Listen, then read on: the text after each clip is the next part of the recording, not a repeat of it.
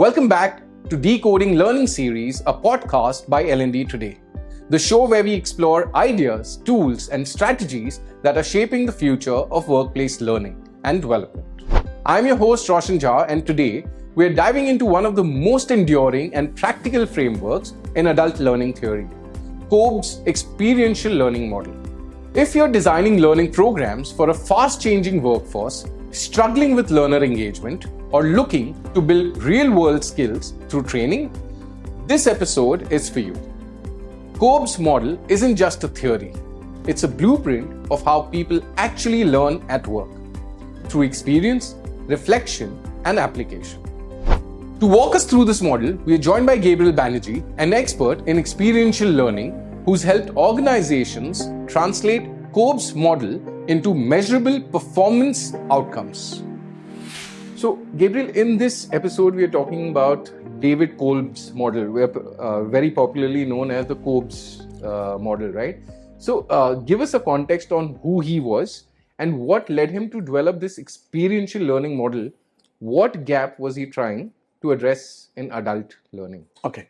So, once again, adult learning model started in 1833 by Alexander Knapp, eventually revolutionized by Malcolm Knowles and Bloom. But Kolb was the first guy who thought in a different way. So I'll come to the gap a bit later. Now, he was doing a research on experiential learning theory with three of the pioneers of educational psychology. Okay. One being John Dewey, one being Jean Piaget, and Kurt Lewin. So who are these people? John Dewey is the father of functional psychology. Father of functional psychology. The application of how do you use it, how your brain processes and everything. Jean Piaget was a pioneer in child's intelligence learning application. Okay. I mean, that's a big thing in a way. Kurt Lewin, as it is ever known of the equation, which is B is equal to function of P equivalent to S, where B stands for behavior. So behavior is equal to function of people and environment or people and situation. Okay. Based on that model, he is the father of OD, where he created a OD model called unfreeze, freeze, refreeze. Now imagine when you have this group of people, but Kolb's ultimate thought process, and if you look at the adult learning chronology and their thought process, it's always been learner's experience. Right. So his thought process was, how can I create something where the learner is more keen to learn? Right. And experience is a process of knowledge. Now, you have to understand these two lines in a very deep dive thought process. Now, when I say what the learner is experiencing, which we can typically experience is, okay, we can think of a situation, how can we build on that? That's quite okay, it's there. But when you say experience is the process of knowledge, that means if you experience. Now, I can give you a simple example of driving a car. Right. If you look at the training journey or a learning journey of driving a car, if you go to any driving school, it's 21 days. Right. It's on a basic simple equation where you learn a new thing, practice for 7 days, it becomes a skill. Right. Skill into practice for 14 days becomes a habit. But if you know how to drive a car, after 14 days, if you do not do it, then it is there. But the practical side of it is kind of gone. I mean, you do not know where is it. So that means you practice. In the initial practice, you take a hiccup. Imagine Kolb says, I'm trying to define a model that the learner will not get those hiccups and can learn something from their own. So experience is the process of knowledge. You don't learn by doing or reading, you learn from the experience of it. And that's how he came into the existence of creating experiential learning theory. And in my opinion, probably one of the finest adult learning theories. And his gap was very simple. What is the experience of the learner? Right. As simple as that. Interesting. So, bottom line is you experience to learn it. Would I be right? Kind of, yes. Okay. Because experience stays longer. So what happens when you get a learner license? You put a learner tab, right? Right. But you still will have problem going on to a speed breaker. You look at the gear. 6 months down the line, you're holding a mobile phone or a Bluetooth headset, you're changing gears and you're driving at 40 or 50 kilometers an hour. Correct. How did that happen? By Experience.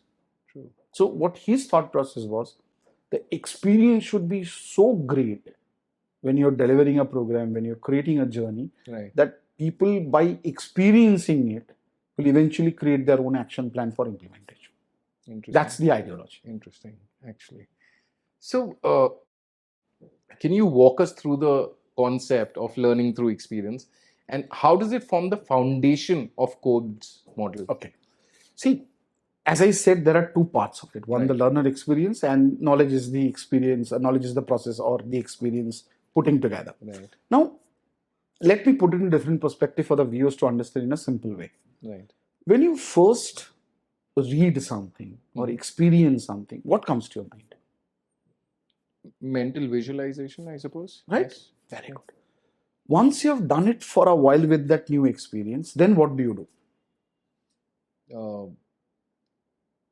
Reflect on it? Yeah, you think about it. Okay? True. You think about it. So once you experienced it and you started thinking about it, then what do you do? Either implement or... So you start implementing, or you think, okay, I learned this, it can be used somewhere else. Right. And then you finally actively experimented whether this can work on a smaller scale or larger scale or not. Right. Going back to the first one, it is called as active experience. Okay. So when Where you a person is actually experiencing yes, you went to a leadership workshop. Wow, it. Right. it blew my mind. So that's your active experience. Right. Once you do the active experience, then once you finish the workshop, you start thinking, okay, now there are two sides of it: the facilitator and the learner. I'll come to the facilitator a little bit later. So then our learner thinks, wow, I never heard of this model. So I can do this, this is right, this is wrong, this I can implement. So that means that person is going through reflective observation. Right. So active experience plus reflective observation. Right. Now, once he has gone to these two levels and had read a little bit about it and looked at right and wrong, or what can be implemented, what cannot be implemented, I can use this as one of my models, or I can use this there. Right. That is called as abstract conceptualization, when you're actually creating a concept out of the existing model. Right. And you're doing it by experiencing it. You're not doing it in silos or in isolation. Right. Now, all these steps are done. Then it's okay, let me implement it. Let me apply it. True. That becomes your active experiment. Now, to understand it in a better way, I mean, although I put it in a simpler form, but now think from the facilitator perspective. Right. I delivered a leadership workshop today based on X model. Active experience. If I'm doing it for the first time, I'm doing it for multiple times, but every time there is a new experience. Correct. The facilitator goes back after the workshop and thinks, I could have done this differently. There was a question which I could have handled in a different way. True. So my reflective observation comes in. True. Then it's okay. I can use this model in a different way. Right. I can take a real life example. That becomes your abstract conceptualization. And then finally it's okay. In the next workshop that I have, I can do it. Now imagine a model which gives the facilitator and learner the entire journey of it. Interesting. It becomes a complete package. True. True. And the way the names have been written, it is easily acceptable English words. Active experience, reflective observation, abstract conceptualization, and active experiment. True. Along with your simple decoding that you've just done right now. So that was, I comprehended it as well. It is because, see, I always say this, Roshan, to all the people who come to me and ask me, Right.